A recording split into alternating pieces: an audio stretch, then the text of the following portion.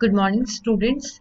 आज के इस वीडियो लेक्चर में हम डिस्कस करेंगे subject code CS303 Unix and shell programming की थर्ड यूनिट का टॉपिक जो है general purpose commands. Last video में हमने डिस्कस किया था कि फाइल मैनेजमेंट कमांड्स कौन सी होती हैं और डायरेक्टरी मैनेजमेंट कमांड्स कौन सी होती हैं। आज के इस वीडियो लेक्चर में हम कुछ जनरल पर्पस कमांड्स को डिस्कस करेंगे। तो सबसे पहले है डेट कमांड।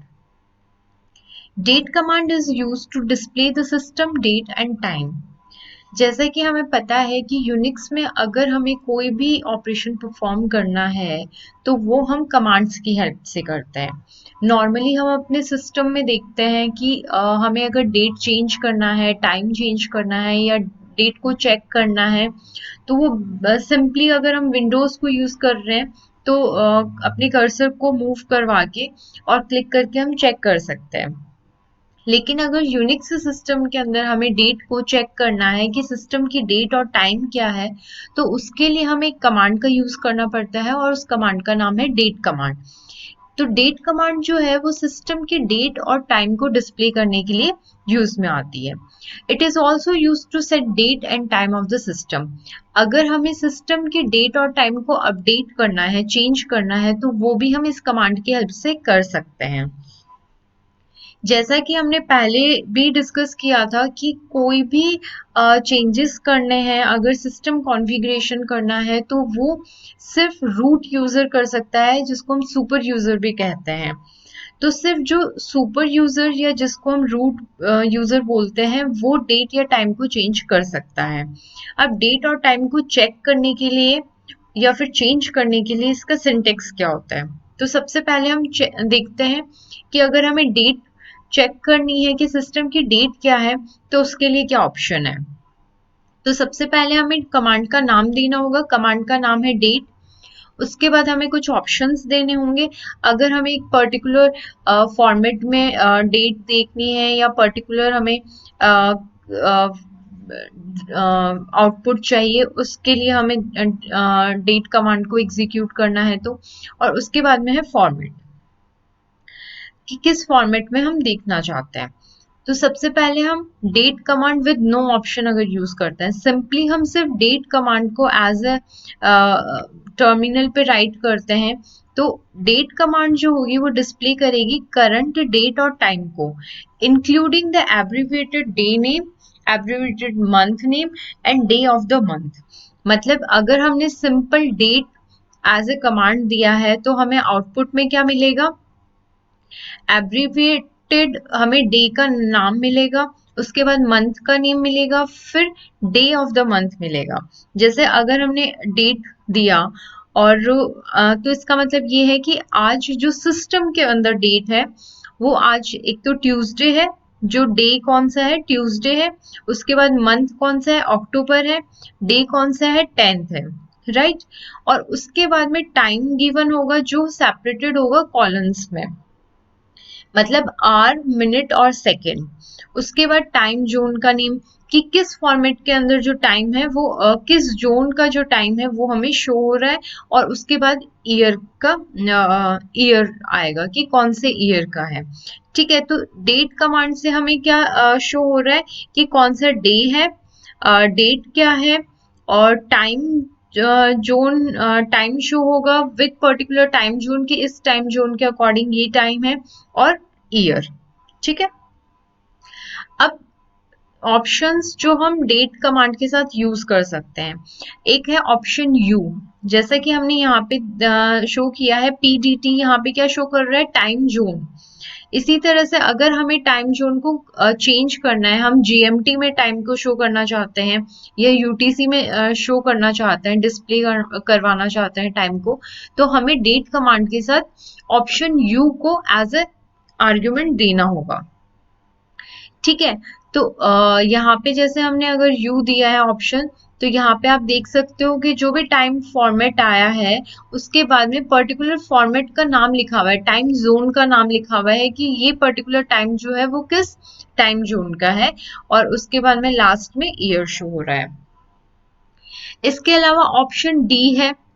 ऑप्शन डी जो है वो डिस्प्ले करता है given date string in the format of date. but this will not affect the system's actual date and time value, rather it use the date and time given in the form of string. अगर हम जो date और time है system के उसको change नहीं करना चाहते, हम डेट और टाइम को एक स्ट्रिंग की फॉर्म में यूज करना चाहते हैं, तो उसके लिए हमें क्या करना होगा, डेट, उसके बाद ऑप्शन डी या फिर दो बार हाइफन यूज करके डेट कमांड इक्वल्स टू, और फिर हमें यहाँ पे स्ट्रिंग लिखना होगा। स्ट्रिंग मतलब हमें डेट देनी होगी इसके अंदर, ठीक है। उसके अलावा ऑप्शन है एस या सेट। सेट ऑप्शन जो है या ऑप्शन एस जो है वो बेसिकली क्या करता है कि सिस्टम की डेट और टाइम को क्या करता है, सेट करता है। तो यहाँ पे जैसे हमने सिंटेक्स यूज किया है डेट, और उसके बाद में हमने हाइफन हाइफन करके सेट लिखा है equals to date to be set. तो यहाँ पे हमें मेंशन करना होगा सिस्टम की जो डेट है वो मेंशन करनी होगी हमें यहाँ पे। तो जैसे जो भी हम डेट यहाँ पे मेंशन करेंगे वो डेट हमारी सिस्टम की डेट बन जाएगी। सिस्टम की जो डेट है हमारे सिस्टम की डेट वो अपडेट हो जाएगी उस पर्टिकुलर डेट से जो यहाँ पे गिवन होगी। लेकिन जब भी हम इस कमांड को एग्जीक्यूट करेंगे तो हमें ध्यान रखना होगा कि हम रूट यूजर हैं या फिर रूट लॉगिन करके और उसके बाद हम सिस्टम जो डेट है वो चेंज कर रहे हैं। अगर ऐसा नहीं होगा तो बेसिकली क्या होगा कि जैसे आप कमांड को रन करोगे आपसे यूजर लॉगिन के लिए पूछा जाएगा। आप यूजर लॉगिन करें, आपके यूजर लॉगिन करने के बाद में ये जो कमांड है वो रन होगी। अब list of format specifiers with the date command, कि डेट कमांड के साथ कौन कौन से फॉर्मेट स्पेसिफायर्स हम यूज कर सकते हैं, कि किस पर्टिकुलर फॉर्मेट के अंदर हमें डेट और टाइम जो है वो एज अ आउटपुट चाहिए। जैसे कि हमने यहाँ पे दिया था कि डेट के साथ जो आर्ग्यूमेंट है वो आप एक तो ऑप्शंस दे सकते हो, उसके अलावा फॉर्मेट दे सकते हो। फॉर्मेट के साथ आपको हमेशा प्लस साइन यूज करना होगा, उसके बाद फॉर्मेट का जो पर्टिकुलर सिंटेक्स है वो यूज करना होगा। अगर हम परसेंट कैपिटल डी यूज करते हैं तो डेट जो है वो हमें MMDDYY के फॉर्मेट में शो होगी। अगर हम परसेंट डी यूज करते हैं तो जो डे होता है मंथ का, डे मतलब जो फर्स्ट हमारा आउटपुट है, जैसे ट्यूसडे है, वेंसडे है, मंडे है, तो ये हमें ट्यूसडे मंडे वेंसडे की बजाय क्या शो होगा, 1 2 3 की कौन सा पर्टिकुलर डे है वो। अगर परसेंट ए लिखा है तो ये डिस्प्ले करेगा abbreviated name of week days. Week days के जो एब्रीवेटेड है उसको शो करेगा, और ये स्टार्ट होगा Sunday to Saturday. Percent capital A अगर हम यूज करते हैं तो ये फुल वीक डेज को शो करेगा, मतलब कि SUN की बजाय अब हमें क्या शो होगा, संडे कंप्लीट नेम शो होगा।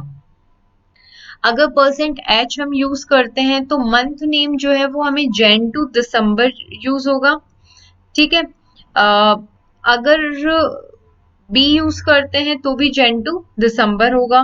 कैपिटल बी अगर हम यूज करते हैं तो फुल मंथ नेम हमें शो होगा जनवरी टू दिसंबर। जैसे कि आप यहाँ पे देख सकते हैं कि यहाँ पे OCT सिर्फ एब्रीविएटेड नेम गिवन है मंथ का, लेकिन अगर हमने डेट के साथ परसेंट कैपिटल बी यूज किया है तो हमें पूरा का पूरा अक्टूबर जो है वो शो होगा, ना कि सिर्फ OCT शो होगा, राइट।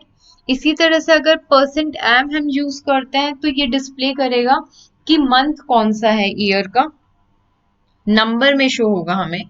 परसेंट वाई अगर हम यूज करते हैं तो ये डिस्प्ले करेगा last 2 digit of years. Like हम यहाँ पे 2017 कंप्लीट मतलब 4 डिजिट्स में हमें शो हो रहा है, लेकिन अगर हम परसेंट वाई यूज करेंगे तो हमें सिर्फ लास्ट की 2 डिजिट्स जो है वो शो होंगी। अगर कैपिटल वाई यूज करते हैं तो हमें 4 डिजिट्स शो होंगी ईयर की। अगर कैपिटल टी यूज करते हैं तो हमें जो टाइम है वो HH MM और SS के फॉर्मेट में शो होगा। परसेंट एच अगर यूज करते हैं तो हमें सिर्फ R डिस्प्ले होगा, M यूज करते हैं तो सिर्फ हमें मिनट्स डिस्प्ले होंगी, और S करते हैं तो ये सेकंड्स को डिस्प्ले करेगा, राइट। जैसे अब हम एक एग्जांपल देखते हैं। यहाँ पे हमने डेट कमांड ली है, डेट कमांड के साथ हमने कोई ऑप्शन नहीं यूज किया है यहाँ पे। अब हम यहाँ पे फॉर्मेट जो है वो क्या रखेंगे, तो फॉर्मेट का सिंटेक्स क्या होगा, सबसे पहले प्लस का साइन, उसके बाद में परसेंट, आप देख सकते हो कि हर फॉर्मेट स्पेसिफायर के साथ परसेंट लगा हुआ है, और उसके बाद फॉर्मेट का कौन सा ऑप्शन आप यूज करना चाहते हो। तो जैसे हमने यहाँ पे कैपिटल डी यूज किया, तो कैपिटल डी क्या करेगा, डिस्प्ले करेगा डेट को एज MMDDYY। तो सबसे पहले मंथ हमें शो होगा, उसके बाद में 10 मतलब अक्टूबर 11 17 MMDD और YY। तो सबसे पहले मंथ शो होगा, फिर डे शो होगा और फिर ईयर शो होगा, राइट। इसी तरह से अगर हम डेट के साथ परसेंट डी यूज करते हैं और साथ में परसेंट टी भी यूज करते हैं। अब आप यहाँ पे देखिए कैपिटल डी जो है वो डिस्प्ले करेगा टाइम को किसमें, hour colon minute colon second के फॉर्मेट में। तो यहाँ पे आप देख सकते हो कि सबसे पहले आपको MMDDYY के फॉर्मेट में डेट शो होगी, और उसके बाद आपको hour colon minute colon second के फॉर्मेट में आपको टाइम शो होगा। तो किस पर्टिकुलर फॉर्मेट के अंदर आपको अपनी डेट या टाइम चाहिए, या पर्टिकुलर जो डेट है किसी पर्टिकुलर फॉर्मेट के अंदर चाहिए, तो वो आप सेट कर सकते हो इन फॉर्मेट स्पेसिफायर्स की हेल्प से।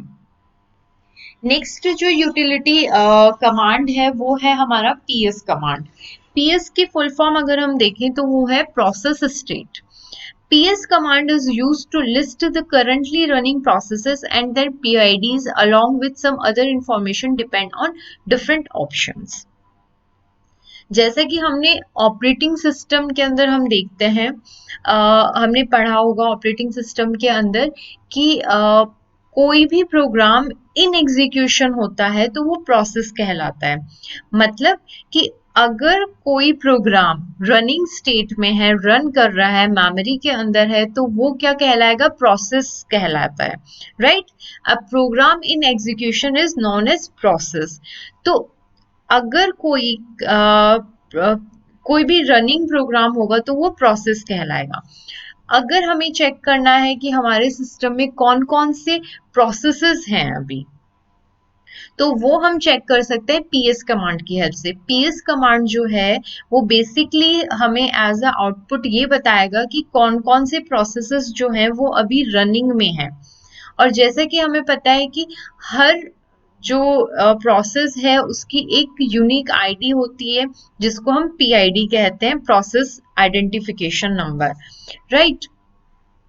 तो PS कमांड को रन करने पे हमें ये पता चलेगा कि कौन कौन सी प्रोसेसेस रनिंग में है और उनकी PIDs क्या है, प्रोसेस IDs क्या है। It reads the process information from the virtual files in /proc file system।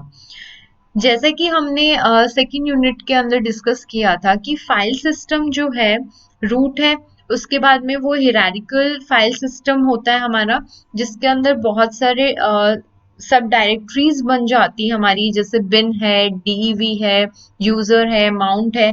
इसी तरह से एक प्रॉक फाइल सिस्टम भी होता है। प्रॉक फाइल सिस्टम जो है वो बेसिकली क्या करता है, रेफर किया जाता है as a virtual file system, ठीक है। तो इसके अंदर जो भी प्रोसेसेस होती हैं इन रनिंग, उन सारी प्रोसेसेस की इंफॉर्मेशन होती है। तो अगर हम PS कमांड को रन करते हैं तो हमें एज ए आउटपुट क्या शो होगा कि कौन कौन सी प्रोसेसेस जो हैं वो रन कर रही हैं, उनके IDs क्या है, राइट। ये जैसे कि आप 4 कॉलम देख सकते हो, तो ये है क्या, सबसे पहला है PID, प्रोसेस की यूनिक ID। उसके बाद है TTY मतलब terminal type that the user is logged into, किस टर्मिनल टाइप पे यूजर ने लॉग इन किया है। टाइम जो है नेक्स्ट वो शो करेगा कि जो प्रोसेस है वो आपका कब से रन कर रहा है। और नेक्स्ट है CMD उस कमांड, CMD बेसिकली ये बता रहा है कि name of the command that launched the process. तो बेसिकली आपके सिस्टम में अभी 2 प्रोसेस हैं, ये प्रोसेस जो है वो किस कमांड के थ्रू है, इस कमांड के थ्रू, और ये जो प्रोसेस है ये इस कमांड के थ्रू है। जैसा कि आप अभी देख सकते हो, अभी आपने क्या किया, रन PS पीएस कमांड को रन किया है। तो पीएस कमांड, पीएस जो है वो भी एक पर्टिकुलर कमांड है। दैट मीन्स कि ये पर्टिकुलर कमांड क्या हो रही है, रन हो रही है, इसलिए इसकी इंफॉर्मेशन भी है यहाँ पे। आप देख सकते हो कि इस की प्रोसेस की आईडी क्या है, किस टर्मिनल से वो लॉगिन है, कितने टाइम से वो रन कर रही है, और किस कमांड की हेल्प, किस कमांड की वजह से ये प्रोसेस जो है वो क्रिएट हुआ है। तो ये जो ये पर्टिकुलर जो प्रोसेस आईडी है वो किस कमांड के लिए है, जो कमांड आपने अभी रन की है, राइट। अगर हमें सारी प्रोसेस जो रनिंग प्रोसेसेस हैं उनको देखना है तो दो ऑप्शंस हैं। पीएस के साथ आप ऑप्शन ए यूज कर सकते हो या फिर ऑप्शन ई यूज कर सकते हो। नेक्स्ट कमांड है एलपी कमांड। एलपी कमांड जो है वो है लाइन प्रिंटर, जिसकी हेल्प से हम फाइल्स को प्रिंट कर सकते हैं थ्रू द टर्मिनल। कि टर्मिनल पे हमने कोई कमांड दी और उस कमांड से जो फाइल है हमारी वो प्रिंट होके आ रही है। LP command in Linux is one of the CUPS। CUPS का मतलब है common Unix printing system. LP command जो है वो एक कॉमन यूनिक्स का प्रिंटिंग सिस्टम है जिससे आप फाइल को प्रिंट करवाते हो, ठीक है।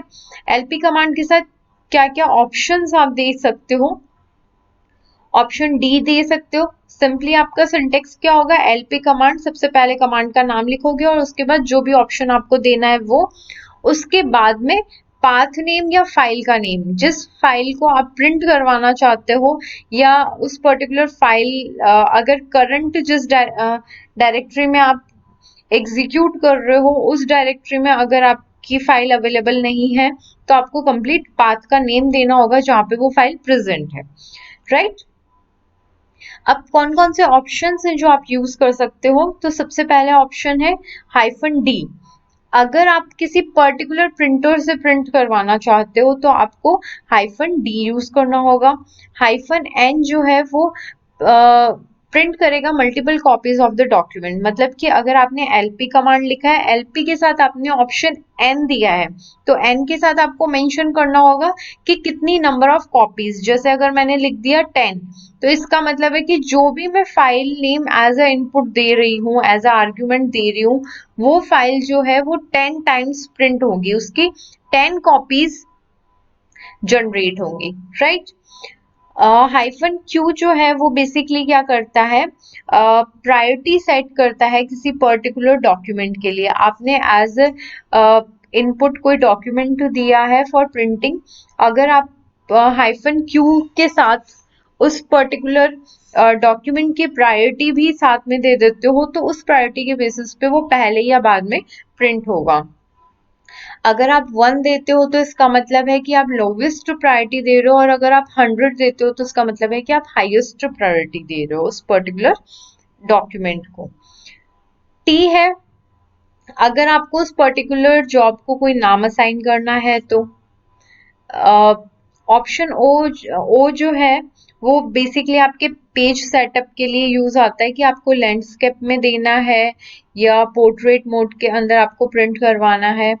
आई जो है वो स्पेसिफाई करता है एग्जिस्टिंग जॉब टू मॉडिफाई, कि अगर आपको किसी एग्जिस्टिंग जॉब को मॉडिफाई करना है तो वो आप -I से कर सकते हो। ऑप्शन M, अगर आप चाहते हो कि रिसिपेंट को पता चले जब जॉब कंप्लीट हो जाए कि आपका जो प्रिंटिंग है वो डन कंप्लीट हो गया है, ये आपको पता चल जाए, तो उसके लिए नोटिफाई आपको हो, तो वो ऑप्शन M के हेल्प से हो सकता है। और इसी तरह से ऑप्शन H और ऑप्शन E है। ऑप्शन H जो है वो डिनोट करता है host name of the server, की सर्वर के होस्ट नेम का नाम क्या है, और E जो है वो बेसिकली इनक्रिप्ट करता है जब सर्वर से कनेक्ट होता है। अब इसके कुछ एग्जांपल्स हम देखते हैं। जैसे सिंपली हमने LP के साथ ऑप्शन D यूज किया और उसके बाद में हमने पाथ या फिर फाइल का नेम दिया, तो ये प्रिंट करेगा given file using default printer. Basically क्या है, आप ये मान के चलो कि आपका सिस्टम है, सिस्टम आपका एक से ज्यादा प्रिंटर्स से कनेक्टेड है, लेकिन कहीं ना कहीं एक प्रिंटर होता है जो डिफॉल्ट प्रिंटर होता है हमेशा। तो अगर आप चाहते हो कि डिफॉल्ट प्रिंटर से ही आपकी फाइल जो है वो प्रिंट हो, तो आपको -D जो है वो एज अ ऑप्शन देना होगा। अगर आप कंटिन्यूअसली आपने 2-3 फाइल्स हैं, उनको मल्टीपल फाइल्स को आपको एक साथ प्रिंट डालना है, तो आप क्या कर सकते हो, LP-D, उसके बाद में स्पेस और फिर फाइल का नाम, फिर स्पेस, फिर नेक्स्ट फाइल का नाम, फिर स्पेस और फिर थर्ड फाइल का नाम। तो given files one after another using default printer, ये क्या करेगा कि जो भी फाइल के नेम दिए हुए हैं इन सबको एक के बाद एक प्रिंट करता जाएगा।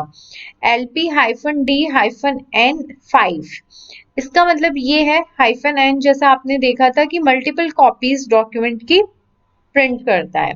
इसका मतलब कि आपने जो भी यहाँ पे फाइल का नेम दिया है वो आपकी 5 टाइम्स, उसकी 5 कॉपियां जो है वो प्रिंट होंगी। अगर आपको किसी पेज को सेटअप करना है तो आप ऑप्शन ओ के बाद लैंडस्केप या पोर्ट्रेट है वो आपको मेंशन करना होगा, और उसके बाद उस फाइल का नाम। तो वो पर्टिकुलर फाइल जो है वो आपकी लैंडस्केप में हो जाएगी instead of portrait. By default आपका पोर्ट्रेट मोड के अंदर रहेगा। नेक्स्ट कमांड है इको कमांड। इको कमांड जो है वो बेसिकली क्या करती है कि जो भी आपने इस कमांड को एज अ आर्ग्यूमेंट दिया है वो उसको डिस्प्ले करवाती है स्क्रीन पे। ये एक बिल्ट इन कमांड है that is mostly use in shell script and batch files to output status text to the screen और अ फाइल। अगर फाइल पे या फिर आपको स्क्रीन पे कोई टेक्स्ट शो करवाना है तो वो आप इको कमांड से कर सकते हो। बेसिकली आप इसको यूज कब करते हो, जब आप शेल स्क्रिप्ट करते हो। मतलब जो नेक्स्ट आपकी यूनिट्स होंगी उसके अंदर आप देखोगे कि नॉर्मली जैसे हम सी के अंदर प्रोग्राम लिखते हैं उस तरह से हम शेल स्क्रिप्ट के अंदर किस तरह से प्रोग्राम लिखते हैं। नॉर्मली जैसे आपने सी का प्रोग्राम कभी रन किया है तो आपने देखा होगा कि हम प्रिंट ऑफ में जो भी देते हैं एज अ आर्ग्यूमेंट वो हमें स्क्रीन पे शो होता है, राइट। इसी तरह से जब शेल स्क्रिप्ट के अंदर आप प्रोग्राम लिखोगे कोई और आपको कुछ स्क्रीन पे प्रिंट करवाना है तो वो आप किसके अंदर दोगे, इको कमांड को एज ए आर्ग्यूमेंट दोगे आप टेक्स्ट, राइट। तो वो आपका फाइल में या फिर स्क्रीन पे शो होगा। इसका सिंटेक्स होगा, सबसे पहले कमांड का नाम इको, उसके बाद ऑप्शन, अगर आपको कोई पर्टिकुलर ऑप्शन इसके साथ देना है तो, और उसके बाद स्ट्रिंग, मतलब जो टेक्स्ट जो आपको डिस्प्ले करवाना है। तो इसका आउटपुट में बेसिकली क्या आएगा कि जो भी आपने स्ट्रिंग और टेक्स्ट यहाँ पे दिया है वो आपको आउटपुट स्क्रीन पे एज इट इज शो हो जाएगा। अब हम देखते हैं कि क्या क्या ऑप्शंस हम इको कमांड्स के साथ यूज कर सकते हैं। तो फर्स्ट ऑप्शन है /B, it remove all the space in between the text. कि कुछ टेक्स्ट हमने स्ट्रिंग लिखी है कोई और एक सेंटेंस है फॉर एग्जांपल वो, और सेंटेंस में हम जैसे देख सकते हैं कि स्पेस होगा, जैसे ये पर्टिकुलर सेंटेंस है, यहाँ पे स्पेस है, यहाँ पे स्पेस है, यहाँ पे स्पेस है। तो इस स्ट्रिंग को हमने अगर एज ए इनपुट दिया तो ये पर्टिकुलर ऑप्शन जो है इसकी वजह से क्या होगा कि जितना भी स्पेस है वो सब रिमूव हो जाएगा। Next is /N, this option creates new line from where it is used.